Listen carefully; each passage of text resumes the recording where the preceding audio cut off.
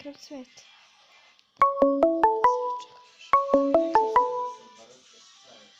Ovdje, ovo sam došla da vam pokažem moj Minecraftski svet.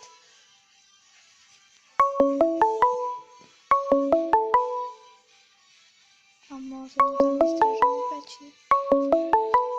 Možda. Istražimo pećinu.